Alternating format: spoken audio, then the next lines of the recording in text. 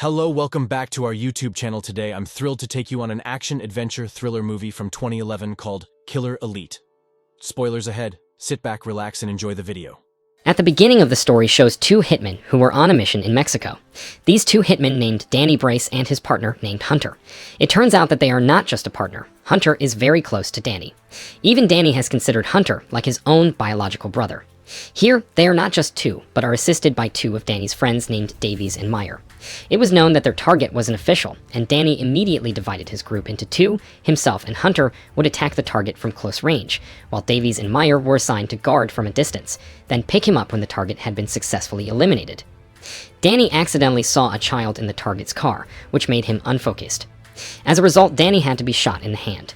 But luckily Hunter immediately took Danny, then boarded Davies and Meyer's car, who had picked them up. On the way, Danny said that he would retire as a hitman and want to live a normal life like ordinary people. 1 year later shows Danny who chooses to isolate himself by living quietly in the middle of the Australian forest. That morning, when Danny was washing his face, he suddenly received a letter. When opened, the letter contained a photo of Hunter being held captive in Oman. The letter also contained a message asking Danny to meet his old agent when Danny was still a hitman. Danny, who already considers Hunter as his own brother, without waiting long, he immediately goes to meet his agent. Once there, the agent asked Danny to get into the car. Here, the agent explained that Hunter had been kidnapped by an oil boss, or sheikh in Oman. The oil boss deliberately kidnapped Hunter to make Danny to come to his place. If Danny didn't come there, then the oil boss would not hesitate to finish Hunter.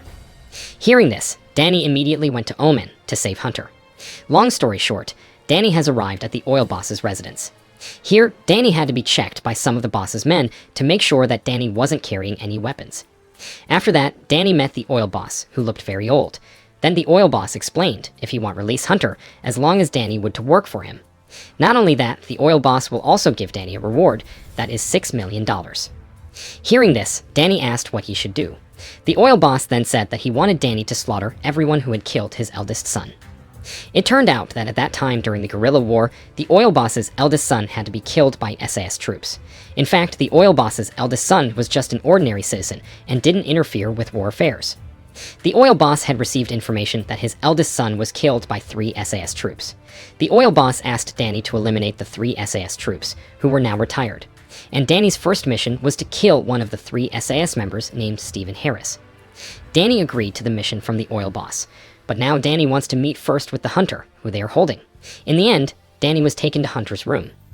Upon arrival, Hunter was seen immediately hugging Danny, because it had been a long time since they had met. Here, Hunter asks Danny to just go and never obey the request of the oil boss. Hunter is also sincere and ready if he has to die here, as a punishment of his sins in the past. But of course, Danny wasn't going to let that happen. Quickly, Danny asked one of the guards to get him a drink, but when the guard returned, Danny immediately beat the guard. It turns out that at this time, Danny plans to take Hunter away from the place. But of course, it wasn't easy, because Danny had to face the oil boss's men. There was a fight between them. After a long battle, Danny and Hunter entered a room. But when they opened the door, Danny and Hunter were immediately shot at by 2 of the boss's men. There was also the boss's youngest son, Amr, applauding Danny. Here, Amr really salutes Danny's courage for trying to save Hunter. But Amir emphasized that it was all useless, because outside there were hundreds of his men who were ready to open fire on Danny. So Danny should just obey what Amir's father or the oil boss wants, rather than Danny and Hunter having to die silly in this place. In the end, Danny asked Hunter to always take care of himself, because from now on he would be on a mission from the oil boss. The next day, Danny went to England to visit his 2 colleagues, Davies and Meyer. Upon arrival, Danny immediately said that he currently needed both of their help. Then Danny explained that Hunter was now being held captive by an oil boss from Oman. If Hunter wants to survive, then Danny must eliminate 3 former SAS members. Not only that, Danny will also be rewarded with $6 million, and Danny promises to share all the money equally if Davies and Meyer want to help him. Hearing that, Davies and Meyer wanted to help. Then Danny said that their first mission was to eliminate one of his 3 targets named Harris. Harris is a former SAS member who is now retired and lives in Oman. After everyone understood, the 3 of them immediately rushed to Oman to start their mission. Long story short, Danny and his team arrived in Oman. The 3 of them immediately spied on Harris's activities to start the action. The scene moves to a man named Spike Logan, who is currently contacting someone. It is known that Spike is the head of the former SAS veterans who are assigned to protect all war veterans. Currently, Spike has received a report from his informant if there are 3 former SAS members being targeted by hitmen from America. Hearing this, Spike immediately went to discuss this matter with his other members.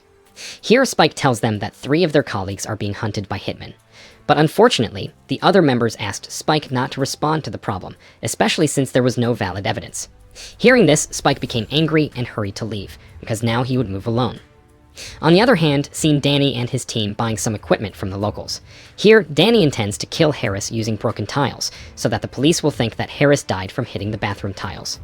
Not long after that, Danny saw a flicker of light coming from the top of the hill. It turned out that the light came from the Spike's informant, who was looking for evidence of Danny and the team's crimes. Danny immediately realized this, and then fastly chased the informant. But unfortunately, the informant could escape through the underground hole he had made. Then Danny and the team decided to return to their mission, which was to finish Harris. Quickly, Danny and his 2 friends went straight to Harris' house, because today they would finish him off before it was too late. Not long after that, it shows Danny and the team who have succeeded in pointing a gun at Harris. Before being executed, Danny made a video confession first, if Harris had really killed the eldest son of the Omani oil boss during the guerrilla war. Danny did this on purpose, because the oil boss wanted a video confession before Harris was executed. Loudly, Harris said yes, because it was paid very dearly. Then Danny asked again who was behind it all.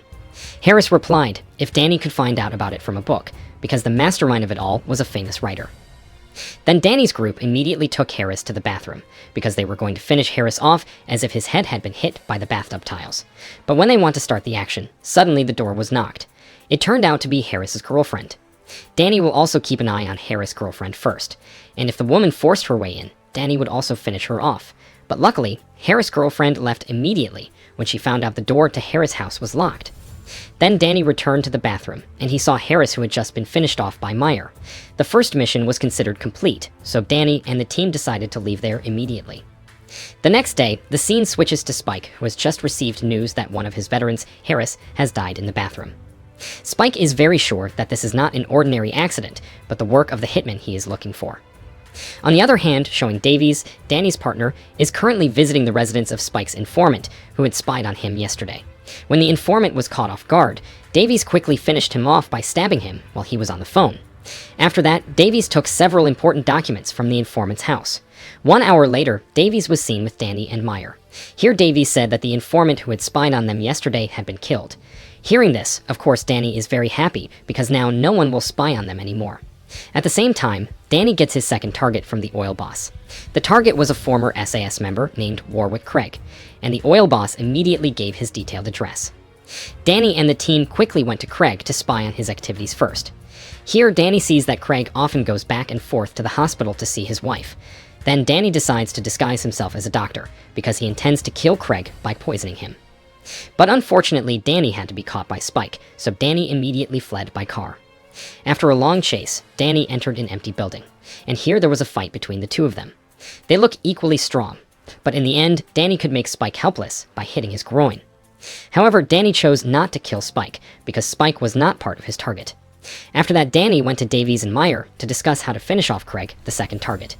Currently, Craig is no longer in the hospital, because now Craig must lead the training of the active SAS group. The only way to finish him off is get into the SAS headquarters, then they will poison Craig inside that place. In the end, Danny, Davies, and Meyer agreed, so they quickly went to the SAS headquarters. Upon arrival, Danny will go inside, then disguise himself as an SAS member who will take part in training. As for Davies and Meyer, Danny was instructed to watch him from a distance and make distraction if anything happened. A few minutes later, Danny is seen successfully disguised, then sprinkling poison in Craig's coffee. After that, Danny participates in the training led by Craig by walking in the snowfall.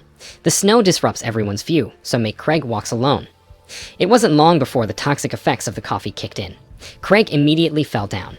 Danny quickly went to Craig and didn't forget to record it. Here Danny asks Craig to admit if he was involved in the murder of the oil boss's eldest son. Craig, who was already helpless, finally admitted it all. Then he died. Danny immediately sent the recording to the oil boss, so he was very satisfied to see Danny's great performance. On the other hand, it shows Spike, who just got the news about Craig's death. Spike is certainly getting more and more angry, and he promises to catch Danny and his colleagues soon. The scene returns to Danny, who is meeting with his agent. Here, the agent provides data on the third target for Danny from the oil boss. The agent said that the oil boss was sick, so he was assigned by the oil boss to give this data to Danny. It turns out that Danny's next target is a former SAS member named Simon McCann. If Danny could finish Simon and send video evidence to the oil boss, then Danny's mission is complete. The oil boss also promised to immediately release Hunter, Danny's best friend, and also give $6 million. The next day, Danny was seen contacting a woman. It turns out that the woman is Anne Fraser, who is Danny's girlfriend. Here, Anne asks when Danny will return to Australia, because she already misses Danny very much. Danny promised that he would be home soon. After that, Danny immediately met with Davies and Meyer to start watching Simon, their last target. Then when they stalked him, Danny and the team saw Simon fighting with the bad men who parked carelessly in front of the house. Then Danny also saw Spike, who suddenly came and separated Simon. Feeling that the situation was not conducive, Danny and the team decided to return to their bases. Upon arrival at the bases, Danny immediately set a strategy to finish Simon off by making it look like he died in a car accident. After that, Danny and the team immediately bought a truck, and they modified it in such a way. Later, this truck will be used to crash Simon's car, and ensure Simon will die on the spot. And Danny also hired a driver named Jake to watch Simon's car from a close distance with Meyer. The next day, Danny and his team went into action. Davies was in charge of observing the situation from a distance, while Meyer and the driver would follow Simon's car from a close distance, while Danny himself would drive the truck. Until their action began. When the tanker truck was right on the road, Simon's car crashed at high speed. As a result, Simon was successfully eliminated in the incident. But unfortunately, there was one of the SAS members who was watching Meyer's actions from earlier. Meyer, who didn't want any witnesses, decided to chase the SAS member. Until there was a chase. The chase stopped at a pier, and Meyer immediately pointed a gun at the SAS member. However, the member fought back and choked Meyer. The driver who saw this incident, he also intended to shoot the SAS member from behind. But unfortunately, the bullet hit Meyer's head. As a result, the SAS member and Meyer had to die at the same time. After that, the driver reported all the events just now to Danny, and Danny was very angry because one of his colleagues had to die. The scene moves to Spike, who has just heard the news about Simon's death. Here, Spike is really very angry because he has lost many of his members. Quickly, Spike immediately asked for help from active SAS members to hunt down Danny and his team. It didn't take long for two SAS members to raid Davies, who was having sex in a hotel. Then they immediately took Davies to be handed over to Spike. But here Davies tries to escape by running into the middle of the road. Until in the end, Davies had to die very badly. Then the two men handed Davies' body to Spike. They also gave a number found on Davies' jacket. After that, Spike decided to go home. But upon arriving home, Spike was immediately shot at by Danny. Here, Danny reminds Spike once again not to interfere in his business. If Spike dares to show up again, then Danny will not hesitate to finish Spike off. The next day, Danny is seen returning to Oman to visit the oil boss. Here, Danny asks the oil boss to release Hunter and give him $6 million, because now all his missions have been completed. The oil boss was very satisfied with Danny's performance, and of course he would keep all his promises. Then the oil boss released Hunter, and he would transfer the $6 million after making sure that the 3 targets were completely killed. In the end, Danny could save Hunter. Then they left immediately. The next day, it shows Danny, who has just arrived in Australia, and he immediately meets Anne, his girlfriend. Here Danny promises that he will never leave Anne again, because all his work has been completed. In the evening, Danny is suddenly contacted by Amr, the youngest son of the oil boss. Amr said that Danny had to kill one more person. He was the mastermind behind the people who had killed the eldest son of the oil boss. If Danny refuses, then Amr will not hesitate to kill Anne, Danny's girlfriend. As the first threat, Amr has stored a bullet in Anne's side. Swiftly, Danny went straight to Anne, who was asleep. Sure enough, there was a bullet in Anne's side, according to what Amr said earlier. That night, Danny immediately took Anne to Paris to be entrusted to Hunter. Upon arrival, Danny asked Hunter to look after Anne, because now he would return again to carry out a mission from the oil boss. Long story short, now Danny is in London to meet Amir first at a hotel before carrying out the mission. Arriving at the hotel, Danny immediately beat up several of Amir's men who want to check on him. Then Danny met with Amir, and Amir immediately explained that Danny's target this time was a writer named Ranulph Fiennes. Ranulph himself is the mastermind behind the murder of Amir's brother, or the eldest son of the oil boss. If Danny could finish Ranulph, then Amr promises never bother Danny again and transfer his $6 million. After that, Danny rushes off to go to Ranulph, the last target. On the other hand, it shows Spike, who is meeting with active SAS members. Here, Spike asks them all to catch Danny, who may now be targeting Ranulph the writer. Spike himself knows that Ranulph is Danny's last target, because Spike knows that Ranulph is the mastermind behind the murder of the oil boss' eldest son. Spike will protect Ranulph, because after all, Ranulph is a former SAS member that he must protect. Then Spike and his members immediately took Ranulph to the protection building. Spike had also set up a trapped bomb on the door in case Danny actually came to the building. Not long after, a man wearing a helmet arrived, and Spike realized that it was Danny. Spike let Danny open the door, until there was an explosion. It turns out that the person is not Danny, but Danny's driver, Jake, who accidentally shot Meyer. Danny himself apparently could enter from another door, until he got to Ranulph's room, his last target. Then, without further ado, Danny immediately finished Ranulph by shooting him, then Danny escaped through the window. Spike, who just realized that Danny had finished Ranulph, he immediately instructed all his members to chase Danny, until there was a chase. In the end, Danny was surrounded, so he had to be caught. Then Danny was interrogated by Spike. Even Spike plans to finish Danny off. But suddenly, there was a member of the SAS who betrayed, then pointed a gun at Spike and also Danny. It turned out that the man wanted $6 million from the oil boss, which he thought was in Danny's account. But luckily Danny was able to fight back, even though he was tied up. Then Danny escaped by jumping from the window. After that, Spike immediately finished off the member who had betrayed him. The next day showed Spike coming to Omen to meet the oil boss. Without saying much, Spike immediately killed the oil boss in front of Amir, his youngest son.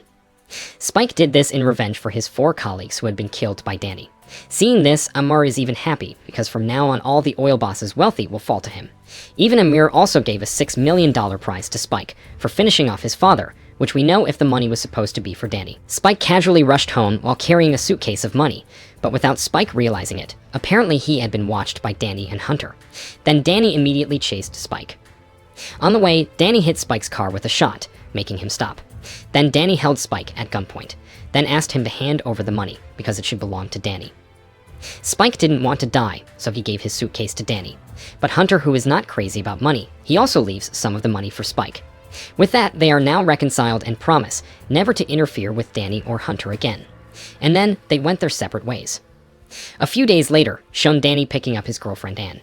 Now Danny promises if he will never leave Anne again and will live forever with Anne.